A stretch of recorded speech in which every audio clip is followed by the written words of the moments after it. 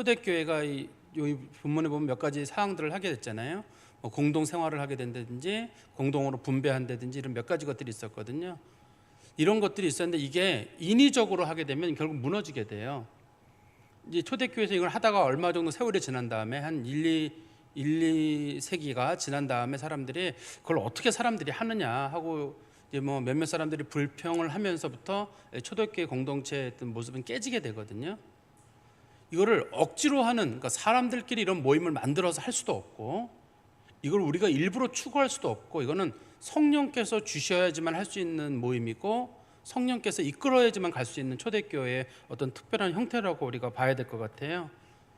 좀 전에 말씀드린 대로 초대교회는 성령 공동체이기 때문에 하나님께서는 예수 그리스도를 통해서 말씀하시기를 내가 너에게 성령을 보낸다라고 말씀하셨고, 제자들은 기도하는 가운데 성령을 받았고, 성령을 받고 난 다음에 제자들은 그 증거로 자신들이 여러 나라 말로, 성경에서는 그것을 난곳 방언이라고 하거든요. 사람들이 각각 태어난 자기 나라 말로 그 말씀을 받아들이게 됩니다. 그 말씀을 듣고 많은 사람들이 이제 주께 돌아오는 일을 하게 되죠. 그들이 초대교회 성도들이 전했던 복음은 뭐였냐면 주로 예수 그리스도께서 하나님의 아들이시라는 것, 그리고 당신들이 하나님의 아들인 예수 그리스도를 십자가에 못 박아 죽였다는 것, 그리고 예수님께서 죽은 가운데서 부활하셨다는 것, 뭐 이런 종류의 내용들이 당시 초대교회 성도들이 그 여러 나라 말로 전했던 복음의 내용이었습니다. 제가 지난 시간에 말씀드린 부분이 그 부분이거든요. 그때 그 얘기를 듣고 나서 사람들의 마음에 충격을 받았어요. 우리가 하나님의 아들 예수 그리스도를 죽였다. 자신들은 자신들이 하나님의 아들 예수를 죽였다 생각을 안 하고 있었는데 사도들의 얘기를 들어보니까 이게 분명히 자신들이 하나님의 아들 예수 그리스도 십자가에 못 박아 죽인 거예요. 그러니까 자신들의 마음속에 우리가 이렇게 하면 어떻게 하면 좋겠느냐 하는 그 말에 대해서 베드로가 말하기를 38절에 지난번에 말씀드렸는데요. 베드로가 이르되 너희가 회개하여 각각 예수 그리스도의 이름으로 세례를 받고 죄사함을 받으라. 그리하면 성령의 선물을 받으리니. 이거를 한 서너 가지로 말씀을 끊어서 볼 수 있는데, 첫 번째는 회개해라, 두 번째는 죄사함을 받기 위해서 각각 예수 그리스도의 이름으로 세례를 받아라, 세 번째는 그러면 성령을 받을 것이다.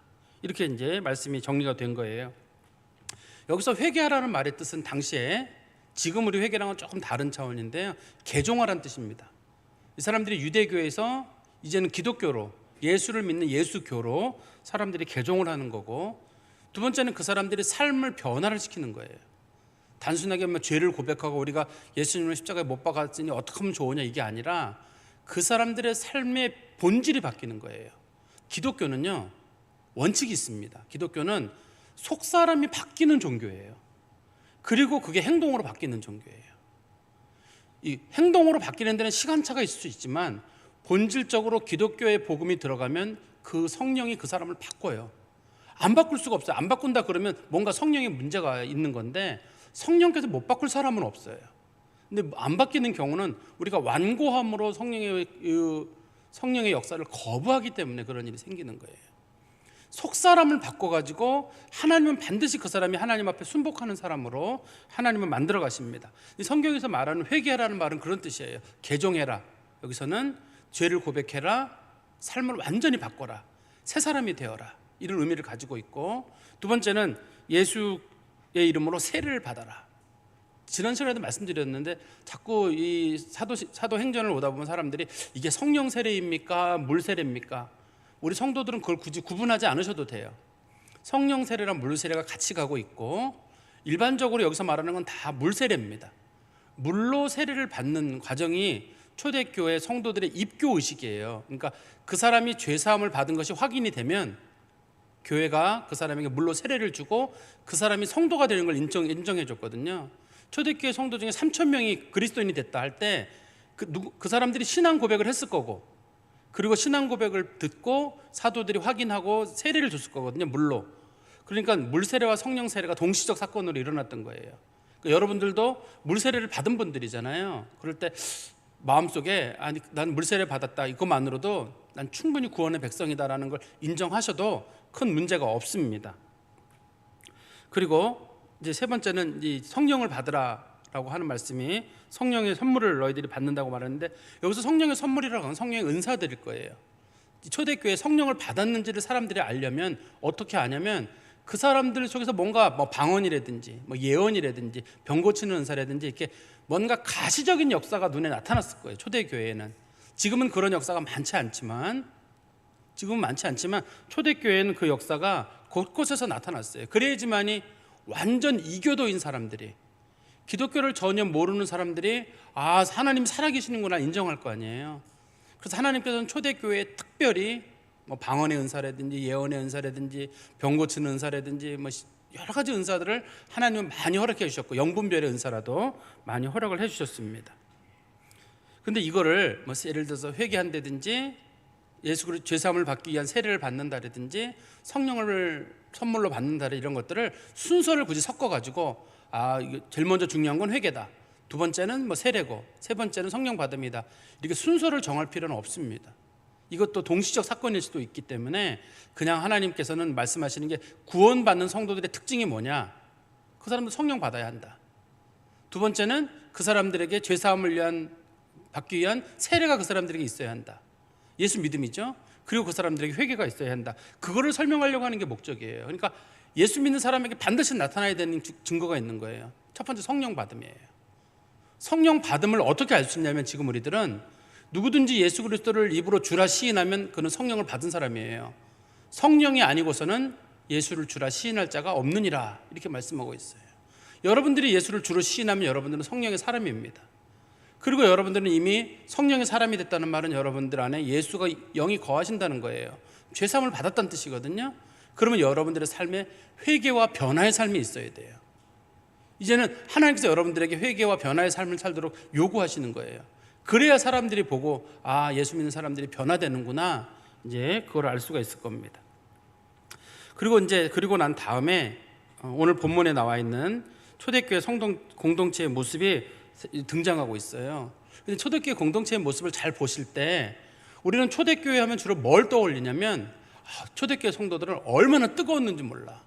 성령을 받았고 은사를 받았고 능력을 받았고, 그게 맞기는 맞아요. 맞기는 맞는데 그게 전부는 아니에요. 간혹 사람들이 초대교회를 본받아야 한다라고 생각하면 다들 뭘 생각하냐면 뜨거워야 된다, 이렇게 생각하는 경우가 있어요. 근데 뜨거운 종교들이 있는데 뜨거운 종교들은 하나같이 없어지게 되더라고요. 이게 지금 우리나라 같은 경우는 오순절 같은 교회가 굉장히 뜨거운 교회잖아요. 이게 우리나라만 있던 게 아닙니다. 다른 나라에도 있었고 100년 전에도 있었고 몇백 년 전에도 뜨거운 종파들이 있었어요. 근데 뜨거운 종파들이 이 특징적으로 마음의 뜨거움을 느끼지 못하면 내가 은혜를 못 받았다는 생각이 들어가지고 이 뜨거움을 계속 추구하게 돼요. 근데 뜨거움도 어느 정도 추구하게 되면 나중에 뜨거움에 이게 좀 중독이 돼버려가지고 뜨거운 건지 안 뜨거운지 헷갈리면서 어느 마음속에 내가 뜨겁지 않은 날이 있으면 아, 내가 신앙이 식었구나, 내가 구원 못 받았나 보다, 이런 마음으로까지 가는 경우가 있어요. 그래서 너무 뜨거움만 추구하게 되면, 뜨거움이 좋은 겁니다. 원래 심령의 뜨거움이 좋은 거긴 한데 너무 뜨거움만 추구하게 되면 그 종교가 결국은 없어지게 돼요. 그래서 하나님께서는 오늘 본문을 통해서 뜨거움을 추구하는 그 종교, 저희 초대교회 성도들에게, 그 사람들에게 그들을 단단하게 만들어줄 만한 몇 가지 증거들을 성령을 통해서 요구하고 계세요. 뜨거움도 좋다. 그러면 너희들이 그 뜨거움을 가지고 있다면 이거를 행해라. 그리고 하나님께서 인도하셔 성령의 역사하심을 통해 가지고 초대교회가 몇 가지를 하게 만듭니다. 이게 꼭 있어야 돼요. 뜨거운 사람들이 이거를 반드시 내가 해야지만이 내가 그리스도인으로 단단하게 되어가는 과정이라, 이렇게 보셔야 돼요. 대부분 뜨거운 분들은 뭐만 생각하냐면 기도 많이 하고 은사 받고 뜨거움에 충만하고 뭐 이렇게만 생각하기 쉬운데, 이 본문에서는 도대체 영성이 뭐냐, 뜨거운 사람들은 어떻게 살아야 되느냐, 어떻게 사는 사람이 진짜 성령 받은 사람이냐, 그걸 오늘 본문에 설명한다는 거예요. 그래서 제가 처음에 그런 말씀을 드렸어요. 이거 인간들이 조직한 조직 공동체가 아닙니다. 그냥 하나님께서 3,000명의 사람들을 한 번에 세례받게 하시고 그들을 초대교회로 모으시고 성령께서 자연스럽게 그들을 이끌어 가신 거예요. 우리 교회도 우리가 일부러 이걸 추구할 수는 없어요. 그런 성도들의 마음속에 성령의 역사가 일어나면 우리 교회도 이걸 해야 돼요. 그리고 하나님 이런 걸 요구하실 때 여기 찬물을 끼얹으면 안 돼요. 예를 들어서 그 교회 식구들이 모여서 서로 가르쳤다 할 때 나는 가르침이 싫어요. 우리 교회 가르치는 거 나 싫어. 가르치는 것도 성령의 역사이기 때문에 그걸 거부하면 안 돼요. 또 사람들이 모여서 서로 교제했다. 나는 사람들하고 만나서 교제 나누는 게 싫다. 그런 분들이 있을 거거든요. 성도들의 교제도 반드시 있어야 됩니다. 친밀함이 있어야 되거든요. 또 여기 보면은 서로 사람들이 재산을 팔아가지고 서로 도와주는 일이 있어요. 물론 지금은 상당히 어려운 일입니다만 누군가를 도와주는 일도 교회가 해야 되는 일이에요. 근데 난 내 돈 내기가 싫어요. 그러면 그 사람은 영성이 없는 거예요. 그 사람이 영성이 없는 거예요. 오늘 본문의 말씀을 놓고 보면 그러는 거니까 이거를 내 개인이 취사 선택할 수 있는 것도 아니고 또 초대교회 일이니까 우리에게는 지금 적용되지 않는다 그렇게 볼 수도 없고 하나님께서 성령 공동체들에게 요구하시는 보편적인 것 같습니다. 그렇지만 이게 초대교회 전부를 설명할 수는 없어요. 왜냐하면 초대교회 성도들의 삶이 요거만 있는 건 아니잖아요. 근데 요거는 적어도 종교 생활과 관련된 어떤 부분에 대한 건 설명하고 있는 건 분명하기 때문에 우리가 요걸 보면서 몇 가지 생각해 보셨으면 하는 그런 바람이 있습니다. 우리 오늘 본문의 말씀에 가보시면 42절에 그들이 사도들의 가르침을 받았다. 이게 이제 초대교회가 했던 것 중에 한 가지가 소위 가르침이라고 하는 거예요. 하나님 말씀을 가르치는 건데 하나님 말씀을 가르치는 걸 두 가지로 크게 구분합니다. 하나는 이렇게 우리끼리 둘러 앉아가지고 성경 공부하듯이 하는 거, 그런 걸 가르침이라고 부르고, 또 한 가지는 하나님 말씀을 선포하는 거가 있어요. 선포하는 게 있습니다. 그래서 이걸 어떤 학자들은 초대교회 성도들은 가르침은 없었고 말씀만 선포했다. 또 어떤 분들은 초대교회는 말씀은 선포하지 않고 가르치기만 했다. 제가 굳이 제가 어려운 말을 하나 써볼게요. 그리스어로 이 가르친다는 말을 디다케라고 불러요. 이거를 디다케라고 부르고, 설교하는 거를 캐리고마라고 부릅니다. 근데 이거를 두 개를 일부러 구분하려고 하는 사람들이 있는 거예요. 말씀 선포랑 가르치는 걸 구분하려고 하는데 저는 그 구분이 필요 없다 생각해요. 가르치는 거와 말씀 선포의 목적이 뭐냐면 둘 다 예수 믿음이에요. 사람들 예수 믿게 하려고 하는 일이기 때문에 교회가 하는 일은 뭐냐? 당시 사람들이 하나님의 큰 일, 예수가 누구냐? 그거 알려주는 거. 성도들은 어떻게 살아야 되느냐? 그거 알려주는 거. 그게 당시 초대교회가 해야 될 일이고, 그 다음에 구약 성경을 많이 배웠어요. 초대교회 성도들이 많이 배운 이유는 뭐냐면 구약 성경에서 말하는 예수 그리스도, 메시아가 바로 예수 그리스도다. 그걸 알려줘야 되잖아요. 그러니까 초대교회는 말씀을 연구하는 일도 있었고 말씀을 선포하는 일도, 그게 교회가 했던 일 중에 첫 번째 일입니다. 이게 두 번째는 서로 교제했다. 교제했다는 것도 마찬가지예요. 이것도 교회의 가장 중요한 덕목 중에 하나입니다. 여러분들 혹시 사도신경 외울 수 있는지 모르겠는데 한번 같이 외워보세요. 제가 중간에 딱 끊어서 읽을게요. 성령을 믿사오며, 그 다음에 거룩한 공예와 성도가 서로 교통하는 것과, 이렇게 있잖아요. 거기 보면 거룩한 공예와 성도가 서로 교통하는 것과, 이 교통한다는 말이 교제한다는 뜻이거든요.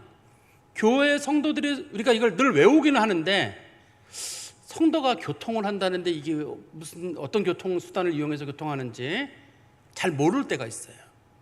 성도들이 서로 교제, 성도들이 서로 교통한다는 말은 성령 안에서의 교통이기도 하지만 이 성도들은 서로가 필요한 것들을 서로 나누는 일들을 초대교회 성도들이 했던 거예요. 굉장히 친했다는 뜻입니다. 성도들은 성도들 간에 이 형제, 자매, 부모, 자식보다도 더 가까운 공동체가 성도들의 교제예요. 우리가 예를 들어서 거룩한 공예와, 교회가 하나라는 교회를 믿어요. 우리는 교회는 하나예요. 그런데 그러면 예를 들어서 목사님, 가톨릭 교회가 교회입니까? 우리 입장에서는 교회라고 보기는 어려워요. 우리랑 신앙 고백 형태가 달라요. 이단도 교회입니까? 교회라고 보기 어려워요. 진리에서 어긋난 사람들을 그리스도의 공동체에 넣을 수는 없어요. 그렇지만 같은 신앙 고백을 하고 있는 모든 교회들은 그리스도 안에서 한 교회 형태를 띠게 되고, 그리고 그 성도들은 서로가 서로의 필요를 도와주고 서로 친밀하게 교제하게 돼 있어요. 이게 교회가 해야 될 일 중에 한 가지예요. 교회 성도들은 서로 다른 성도들에 대해서 신분이나 직업, 국적, 그 사람의 빈부 고하를 막론하고 서로가 친밀하게, 이거 초대교회 성도들이 당시의 사람들에게 크게 인정받았던 이유 중에 한 가지입니다. 당시 사람들은 자기들끼리 놀았거든요. 비슷한 생활하는 사람들, 비슷한 정도의 그런 사회적 지위를 가진 사람들, 비슷한 인종 사람들, 그 다음에 같은 종교를 가진 사람들, 그 사람들끼리만 끼리끼리 지냈어요. 근데 초대교회 성도들은 종교만 같으면, 예수 믿음만 같으면 신분을 고하를 가리지 않고 같이 밥 먹고 같이 교제하고. 왜 예수님께서도 당시에 바리새인들에게 그런 비판을 받았잖아요. 당신이 왜 죄인들과 밥을 먹느냐? 당신은 누구랑만 밥을 먹냐면 친한 사람하고만 밥을 먹어요. 커피도 친한 사람하고만 마셨습니다. 내가 만일에 수준 떨어지는 사람하고 그걸 먹으면 격이 떨어진다고 봤어요. 그렇지만 초대교회 성도들은 높은 사람이나 낮은 사람이 없이 모두가 성도들이 그리스도 안에서 한 형제라고 봤어요. 그 사람하고 교제한 이유는 뭐냐면 그 사람이 하나님의 가족이라고 봤기 때문이에요. 그러니까 그 사람이 많이 배웠든 못 배웠든 잘 살든 못 살든 질병이 있건 없건 상관없이 어떤 사람이라도 하나님 앞에서 한 가족이라고 봤기 때문에 그 사람하고 교제할 수 있는 거예요. 그러니까 그리스도의 교회는 어떤 교회가 되냐면 절대 차별이 있으면 안 되고, 야고보도 그런 얘기를 했잖아요. 교회에 들어오는 사람 좋은 옷 입었다고 잘 대해주지 말고, 나쁜 옷, 허름한 옷 입었다고 저리 가라고 하지 말고, 손에 가락 끼고 오는 사람이라고 환대하지 말고, 초라한 사람이라고 멀리하지 말아라. 하나님께서는 그런 거 싫어하신다고 말씀하셨거든요. 그러니까 교회가 해야 될 두 번째 일 중에 하나가 친밀한 교제예요. 이것도 그리스어로 코이노니아라고 하는데 아마 많이 알려진 표현이에요. 교회는 코이노니아를 한다. 자주 모여서 교제하는 일을 해야 되는 게 교회가 해야 될 일이고, 그다음에 세 번째는 교회가 떡을 떼었다. 이 떡을 떼었다는 말도 우리는 이 성경과 연결하면 항상 성찬식을 했을 거로 생각이 드는데 성찬식 얘기는 아닙니다. 당시에는 성찬식과 밥 먹는 게 구분이 안 돼 있었어요. 초대교회는 돼 있지 않았기 때문에 초대교회 성도들은 할 수만 있으면 식탁 교제를 많이 했습니다. 성경에 보면 매일 했다고 돼 있어요. 모든 성도들이 매일 모여서 아침, 점심, 저녁을, 처음에는 저녁만 먹다가 나중에 안 돼가지고 아침, 점심, 저녁을 계속 같이 먹었습니다. 왜 같이 먹었을까요? 성도 중에 상당수가 돈이 없어서 끼니를 해결할 수 있는 방법이 없었기 때문이에요. 끼니를 해결할 수 없는데 내가 밥을 갖다 주면 그 사람이 마음이 상할까 봐 그냥 어느 교회든지 어느 집에 모여가지고 성도들이 같이 밥 먹자, 그래가지고 밥을 같이 먹는 거예요. 이게 구제가 사람을 살리는 수단이에요. 나중에 세월이 지난 다음에는 이게 성찬과 식사로 구분이 되죠. 좀 구분이 되는데 초대교회 형태로는 그냥 다 밥 먹는 교제예요. 예수 믿는 사람들은 같이 앉아가지고 떡을 뗐다고 말하지만 당시에 식사를 하는 거거든요. 식사를 하면서 교인들 중에 혹시라도 어려운 사람 있는지 그런 사람 돌보는 일을 교회가 했던 거예요. 그러니까 교회가 꼭 했던 것 중에 한 가지가 구제인데 1차적인 구제는 교인들 내에서예요. 이게 바깥으로 구제가 된 건 다음의 일입니다. 내부 구제였어요. 성도들 내에 어려운 성도가 있으면 그 사람들을 반드시 도와줬어요. 그러면 이거를 일부러 했느냐? 일부러 한 게 아니에요. 성령께서 그렇게 하게 만드는 거예요. 이게 지금 아까 처음에 말씀드렸던 것처럼 서로 가르쳤다, 설교했다, 말씀을 나눴다. 여러분들이 성경책을 많이 읽고 영이 충만해지잖아요. 성경 얘기 자꾸 하고 싶어요. 뉴스 많이 보잖아요. 정치 비판 맨날 하고 싶어요.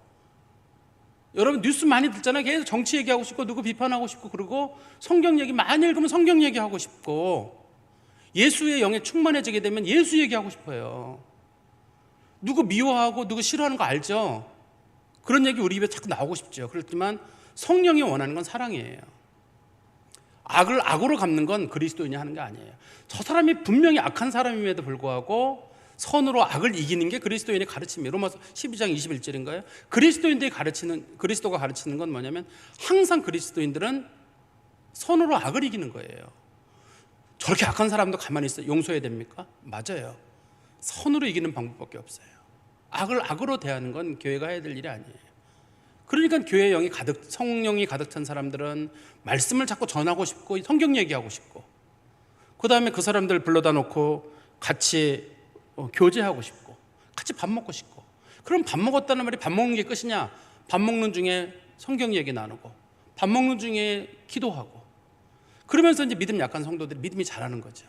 옛날 성도들이 우리처럼 식탁이 없었으니까 주로 이제 반쯤 기대가지고 밥을 먹었거든요. 옛날 사람들이 반쯤 먹는데 밥 먹는 시간이 좀 길었어요. 그럼 얘기하다가 뭐 누군가가 나는 말이 예수님 이렇게 만났는데 너는 예수 만났냐?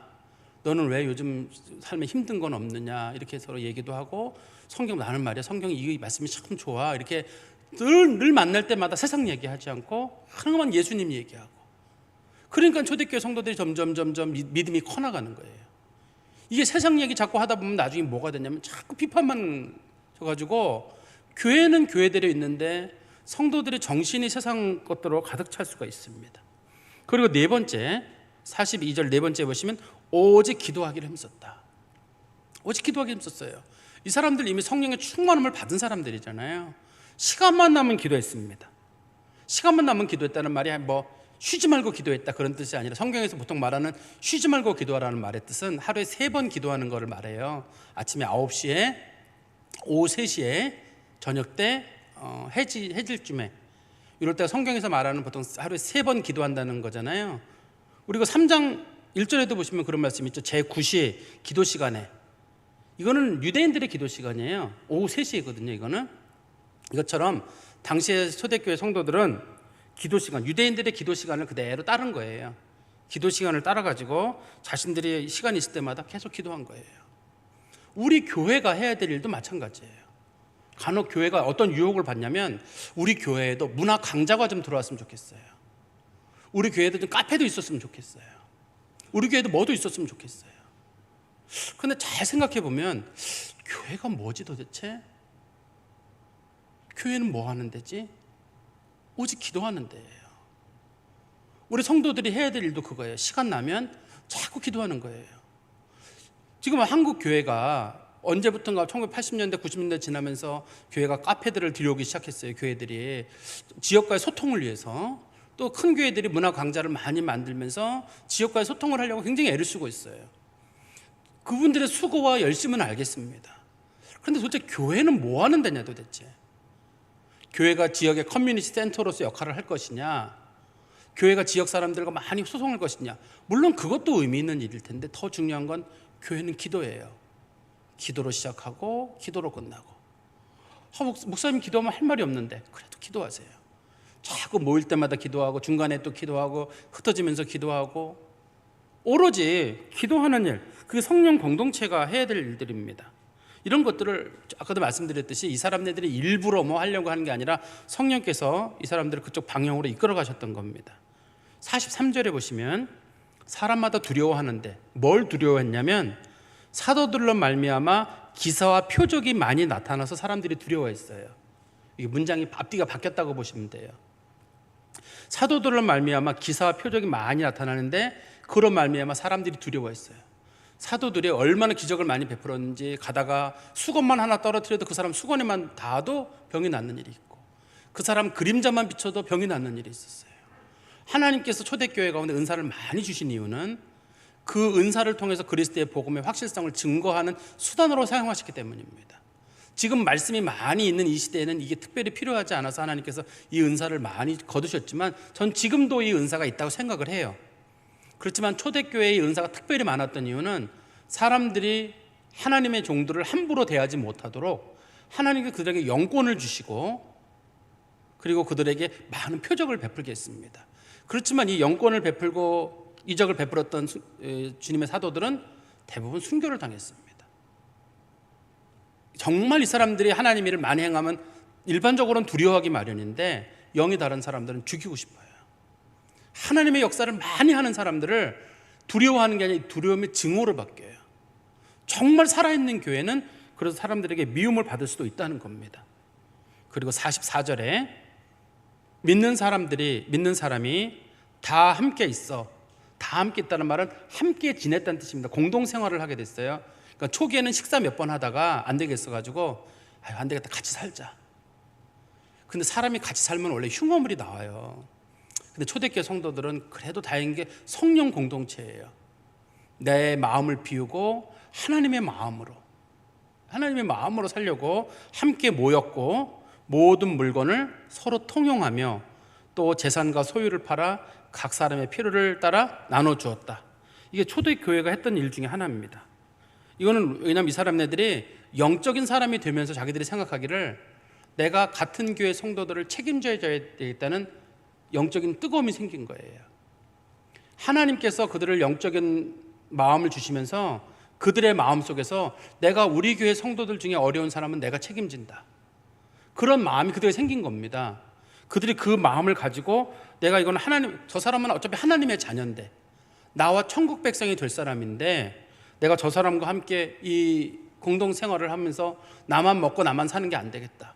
나는 이 정도 집에 살고 있는데 저 사람의 집이 너무 초라하다. 안 되겠다. 우리 집에 와서 들어와 살아라. 아까도 말씀드렸지만 이거 사람이 못합니다. 사람이 못하기 때문에 나중에 성령의 역사가 사라지기 시작하고 영이 식으면서 다 풍비박산 나버려요. 탁 터져버립니다. 못해요. 그러나 하나님의 영에 이끌림 받았던 사람들은 할 수 있어요. 이거를 하나님의 영에 이끌림 받았던 사람들, 이 사람들이 이 역사를 할 수 있었고, 이 기독교 역사 가운데도 초대교회 말고도 웨슬레 종교개혁 당시에, 웨슬레 운동 당시에라든지 유럽의 경건주의 운동 당시에 이런 일들이 있었습니다. 사람들이 이런 일들을 했는데, 이런 일을 하기 위해서는 몇 가지 이제 존재 조건이 있어야 되겠죠. 어떻든 사람들이 서로의 물건을 서로 통용하고 재산과 소유를 팔아 각 사람의 필요에 따라 나눠주었다. 이거를 하다가 실패한 사람이 있어요. 아나니아와 삽비라입니다. 아나니아 삽비라도 이 정도 믿으면 됐어요. 그래서 자기네 거 내놓으려고 하다가 너무 아까워가지고 일부를 숨겨놓는 것 사건 때문에 베드로가 이게 전부냐? 그랬더니 전부라고 했다가 결국 그 사건 때문에 일벌 100개로 죽게 되는 사건이 있었어요. 그러니까 초대교회 성도들 내에서는 일반적으로 자기 걸 다 내놨다는 뜻입니다. 내놨다는 뜻이에요. 근데 아나니아 삽비라는 속였어요. 그거 베드로가 그런 말 하거든요. 이게 너희들이 안 내놨다고 너희들이 무슨 죄를 짓는 거냐? 너희들이 것이 아니었더냐? 그런데 왜 성령을 속이느냐는 거예요. 근데 아나니아 삽비라 입장에서는 남들 하니까 나도 하긴 했는데 나는 그냥 다 내긴 그러니까 내는 척만 한 거예요. 내는 척만 했다는 말이 아예 안 낸다는 말이 아니라 나도 내긴 낸 건데 다른 사람들은 100% 냈거든요. 근데 나도 아내랑 살아도 애들과 살아야 되니까 일부는 좀 숨겨놓고 나머지를 내놓은 거거든요. 근데 하나님께서 그걸 성령을 속인 사건으로 보신 거예요. 그래서 아나니아 삽비라가 둘 다 이제 죽임을 당하게 되죠. 그 다음에 우리 46절에 보시면 날마다 마음을 같이하여 성전에 모이기를 힘쓰고 집에서 떡을 떼며 기쁨과 순전한 마음으로 음식을 먹었다. 마음을 같이 성전에 모이기를 힘썼다는 말은 초대교회는 예배당이 없었습니다. 그래서 이 사람들이 어디에 모였냐면 성전에 모였어요. 하루에 3번 성전에 모여서 기도하듯이 성전에 모였고, 나중에 이제 성전에서 예배 못 드리게 해가지고 나중에는 어디로 가냐면 사도행전 5장에 가면 솔로몬의 행각으로 이 사람들이 자리를 옮기게 됩니다. 솔로몬의 행각으로 옮기게 됐다가 나중에는 1세기 끝날 때쯤 됐을 때 유대인 회의에서 얌리아 회의라는 회의가 AD 90년경에 있었거든요. 그 회의에서 모든 기독교인들은 출교시켜라. 제가 지난번에 요한계시록 설교할 때 열린 문이라는 이름으로 사람들을 내보냈거든요. 그래서 초대 기독교인들이 다 출교가 되게 되면서 그때부터는 기독교가 유대교랑은 다른 형태의 예배 처소를 갖게 됩니다. 그전엔 다 성전에 모이거나 회당에 모여서 함께 예배를 드렸습니다. 근데 그들이 예배를 드리다가 예배를 같이 드릴 수 없는 게 뭐냐면 우리는 우리 주 예수 그리스도가 우리의 주님이세요. 근데 이 유대인들은 예수 그리스도를 그 이단의 괴수라고 보고 있잖아요. 같이 못 있는 거예요. 서서히 유대인들과 기독교도들이 갈라지게 되죠. 서서히 세월이 지나면서 물론 유대인들이 출교를 시켰지만 출교시키기 전부터도 기독교인 공동체가 그들과 함께 생활을 할 수는 없었습니다. 그리고 아까 떡을 뗐다는 말은 2번 반복되는 거고, 그다음에 기쁨과 순전한 마음으로 음식을 먹었다. 사람들이 음식을 먹는데 너무 기쁘고 즐거웠어요. 이것도 참 쉬운 일은 아니에요. 음식을 준비하는 사람도 너무 기분이 좋아요. 음식을 먹는 사람도 정말 기분이 좋아요. 간혹 음식을 차리다 보면 음식을 차리는 사람은 짜증이 나잖아요. 근데 음식을 차리는 사람도 기분이 좋아요. 봉사한다고 기분이 좋고, 먹는 사람은 먹는 것도 은혜인 줄 알고 감사함으로 먹고, 이게 영이 충만할 때는 가능한 일이에요. 근데 영이 식으면 왜 나만 일을 해야 돼요? 저 사람이 맛있게 먹고 있으면 맛있게 먹는 것도 꼴보기 싫을 때가 있거든요. 왜 나는 일하고 저 사람 혼자 먹느냐 그랬는데, 초대교회 성도들이 보면 순전한 마음으로 그냥 하나님 앞에 단순한 마음으로 봉사하는 사람은 봉사하고 같이 먹는 사람들은 같이 먹어주고, 이게 하나님 섬기는 마음으로, 하나님의 가족을 섬기는 마음으로 하기 때문에 이런 일들을 할 수 있는 겁니다. 그러면 초대교회 성도들은 왜 이런 일을 할 수 있었을까요? 어떻게? 물론 간단하게 말씀드리면 성령께서 하게 하셨다 이렇게 말씀할 수 있겠지만, 성령께서 성도들의 마음에 어떤 마음을 주셨냐면 소유하는 것보다 더 중요한 가치가 뭔지를 알려주셨어요. 그러니까 성도들의 삶을 가볍게 만드는 거를, 그러니까 성도들의 삶이 가벼우면 가벼울수록 칭찬을 받도록 만들었어요. 그러니까 저 사람이 교회에서 제일 존경을 받는다. 누구냐? 그 사람 아무것도 없대. 진짜 뭐 그거밖에 아무것도 없대. 그런 사람 있잖아요. 그럼 사람들이 야 진짜다. 성도들에게 그런 사람들이 칭찬을 받았던 거예요. 몸 가벼운 사람. 그러니까 천국 갈 준비를 하기 위해서 자신이 가진 모든 것들을 내놓는 사람들이 있었어요. 근데 그런 사람들이 사람들에게 존경을 받게 됐습니다. 그럼 그들이 어떻게 그렇게 할 수 있었느냐? 더 소중한 가치들, 하나님 나라의 보물을 쌓아두는 게 더 큰 가치라는 거, 그리고 하나님 앞에 칭찬 듣는다는 게 더 큰 가치라는 거. 그러니까 이 사람들이 유무상통을 하는 거예요. 요즘은 이런 표현을 쓰긴 그렇습니다만 이 사회를 공산사회라고 하거든요. 같이 먹고 같이 생활하고. 근데 이 공산주의란 말이 너무 나쁜 말이라서 교회가 쓰기는 그런데 어떻든 공산사회이기는 공산사회예요. 서로 같이 먹고 같이 나누는 그런 사회 형태를 띄게 된 거긴 한데요. 어떻든 이 사람들은 이런 생각이 들었던 거예요. 하나님 나라를 생각하니까 뭘 많이 가지고 있는 게 부끄러운 거예요. 이게 그전에는 이게 좋은 거였는데 하나님 나라에 갔을 때 하나님께서 너 뭐 하다 왔냐 할 때 하나님 저 다 비우고 왔습니다. 잘했다. 그 소리가 듣고 싶은 거예요. 내가 세상에서 많이 누리던 것들이 너무 부질없이 여겨지는 거예요. 그러니까 이걸 할 수 있는 거예요. 한번 여러분도 생각해 보십시오. 특히 우리 지금 자본주의 사회를 살고 있는 우리들에게 너 성도들 서로 모여가지고 서로 공동 생활하고 재산과 소유 다 팔아가지고 서로 필요한 사람 있으면 누가 만약에 1,000만 원 필요하다. 1,000만 원 나 여기서 가져가. 2,000만 원 이거 가져가. 뭐 필요하다고 하면 쌀도 퍼가. 뭐도 가져가. 다 가져가. 이런 얘기들을 하는 게 이게 얼마나 어려운 일이에요. 이 사람들은 부유했을까? 가난했습니다. 초대교회 성도들은 대부분 출교를 당했기 때문에 대부분 가난했어요. 소수의 부자들이 있었는데 그 부자들이 자신의 재단을 내놓은 거거든요. 그러니까 여러 명의 사람들이 소수의 사람들로부터 소위 얻어먹어야 되는 그런 상황이었거든요. 근데 초대교회 성도들이 적극적으로 내놨던 거예요. 적극적으로 내놔서 그 일을 했던 거죠. 초대교회 성도들에게서 이게 신앙의 표현인 거예요. 사람들이 저 사람 신앙 좋다 할 때 아무것도 없는 사람, 자신 떠날 준비를 하고 가볍게 하는 사람, 그게 그 사람의 신앙의 지표였고 영성의 척도였어요.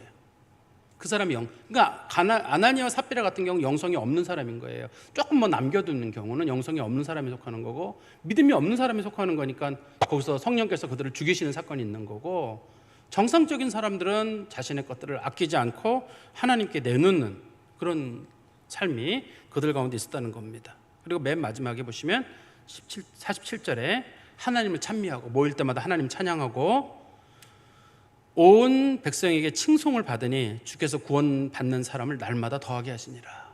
온 백성에게 칭송을 받았는데 이 내용만 놓고 보면 뭐 때문에 칭송을 받았냐면 이 사람들이 서로 나누고 베풀고 자기들끼리 지낸 거는 하는데 우리는 간혹 왜 교인들끼리 먹고 놀면 뭐 합니까? 라고 얘기를 하는데 여기서는 사실 그 얘기예요. 교인들끼리 서로 먹고 나누고 서로 재산을 나누는데 저거 보통 사람들은 못 하는 거예요. 어떻게 그 저 많은 재산을 다 팔아가지고 같이 성도들끼리 공동 생활을 하고 저 수십 명 수백 명이 어떻게 먹고 살겠다고 저렇게 집단 생활을 하고. 근데 사람들이 보니까 너무 놀라운 거예요. 그것 때문에 칭찬을 한 겁니다. 지금 이 본문에서는. 그러니까 예수 믿는 사람들이 어디 가서 좋은 일을 했다든지 남을 구제했다든지 이래서가 아니라 같은 교인들끼리 서로 내놓고 돌봐주고 책임지고 기도하고 이런 모습들 보니까 저건 인간이 할 일이 아닌 거예요. 저건 특별히 성령의 충만함을 받은 사람들 아니면은 할 수 없는 이상한 집단인 거예요. 그렇지 않겠습니까? 사람이 욕심인데 내 걸 어떻게 내놔요? 저도 쉽지 않은데요. 사람이 욕심인데 어떻게 내놔요? 근데 초대교회 성도들이 선뜻 내놨단 말이에요. 누구 뭐 필요하다 그러면 가져가라 그러고 자꾸 내주는 걸 보니까 사람들이 저 사람들 진짜 대단하구나. 인간이 할 수 없는 일을 하는 사람들이구나. 저게 성도구나. 그게 칭찬의 대상이 됐고 그 사람들 때문에 교인이 늘었어요. 맨 끝에 보면 나오잖아요. 주께서 구원받은 사람을 날마다 더하게 하셨다. 초대교회 성도들의 삶이 결국은 성도들이 구원받는 일을 많이 하도록, 많은 사람들이 구원에 돌아올 수 있는 일을 하도록 도와주신 거예요. 이들이 여기서는 전도했다는 내용이 들어있지 않잖아요. 전도했다는 건 사실 윗부분에서 마가의 다락방에서 120명이 성령 받은 다음에 그 복음을 오순절에 복음 전한 사건, 그거 빼놓고는 이 본문에서는 지금 전도에 대한 내용이 들어있지는 않거든요. 그들의 삶이 지금 자기들끼리 서로 싸우지 않고 돌봐주고 챙기고 얼마나 친하게 지내는지 사람들이 그 공동체에 들어가고 싶은 거예요. 저 사람들은 어떻게 저렇게 사랑하지? 내 식구도 아닌데, 짜증도 날만한데 어떻게 저렇게 할 수 있을까? 그게 사람들에게 칭찬거리가 되는 거예요. 저는 우리 교회 성도들도 좀 그랬으면 좋겠습니다. 우리 교회 성도들도 우리가 해야 될 가치들이 여러 가지가 있을 거예요. 이걸 좀 마음에 주셨으면 좋겠는데, 초대교회에 하나님께서 복음을 전하게 하신 방법은 두 가지예요. 하나는 난곳 방언으로 복음을 전하게 하셔서 많은 사람들이 주께 돌아오게 한 일이고, 두 번째는 초대교회 성도들의 삶을 통해 가지고 하나님이 돌아오게 하신 거예요. 근데 초대교회 성도들의 삶은 외부 사람을 구제하거나 누구를 돌봐주거나 멀리 가서 무슨 일을 했다, 이게 아니라 같은 교회 성도들에게, 성도들 혹시라도 배고픈 사람 있나 싶을까 봐 매일 가서 밥 먹고, 한 끼 먹다 안 돼서 두 끼 먹고, 두 끼 먹다 안 돼서 세 끼 먹고, 안 되니까 같이 살자고 그러고 같이 살고, 또 누구 애들 누집 학교 간다 그러면 돈 내가 내주고 뭐 해주고. 이게 하나님께서 우리 그리스도인들에게 주신 마음이에요.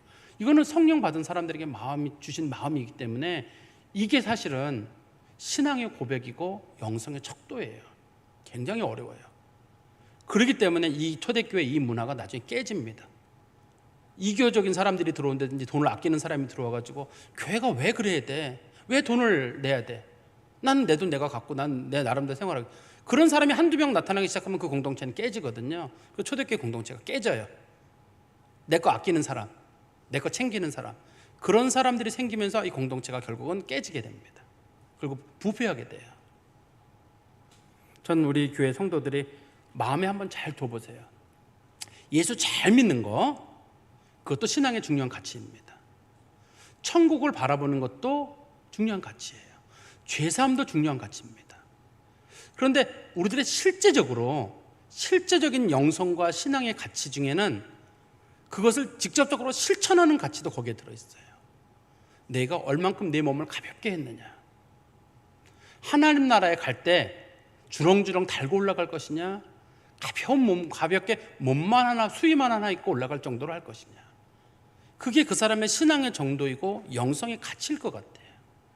근데 우리가 이걸 빠뜨리고 예수 믿음과 죄사함과 은사와 이런 것들을 수없이 많이 사모하긴 하는데, 정말 중요한 가치, 표면적 가치일 수 있는 이 부분에 대해서는 좀 가볍게 보는 게 아닌가. 아까도 말씀드렸듯이 외부에 있는 사람 많이 도우라는 얘기는 아직까지는 아닙니다.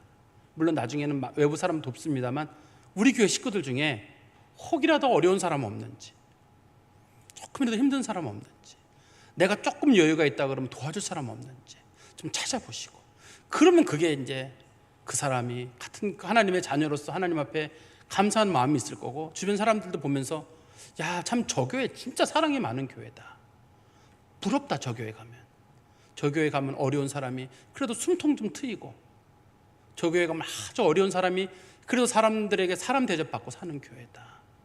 저는 우리 교회가 그런 영성까지 소유하는 교회가 되기를 간절히 소망합니다.